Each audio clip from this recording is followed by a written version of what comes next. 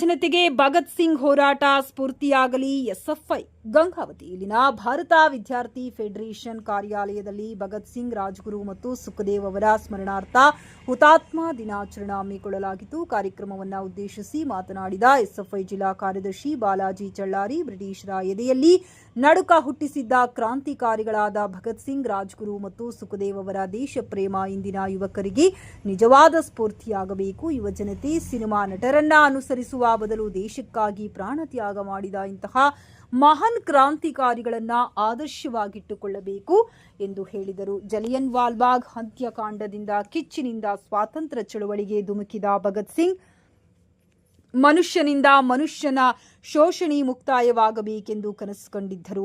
ಗಲ್ಲು ಶಿಕ್ಷೆ ಎದುರಾದರೂ ಎದೆಗುಂದದೆ ದೇಶದ ಏಳ್ಗೆಗಾಗಿ ಬಲಿದಾನಗೈದ ಅವರ ಇತಿಹಾಸ ಸದಾ ಅಜರಾಮರ ಎಂದರು. ಭಗತ್ ಸಿಂಗ್ ಸಾವಿನ ಕ್ಷಣಗಳನ್ನು ಧೈರ್ಯದಿಂದ ಎದುರಿಸಲು ಸಿದ್ಧತೆ ನಡೆಸಿದರು. ವಾಸ್ತವವಾಗಿ ಅವರನ್ನು ಮಾರ್ಚ್ 24, 1931 ಬೆಳಗಿನ ಜಾವ ಗಲ್ಲಿಗೇರಿಸುವುದೆಂದು ತೀರ್ಮಾನವಾಗಿತ್ತು.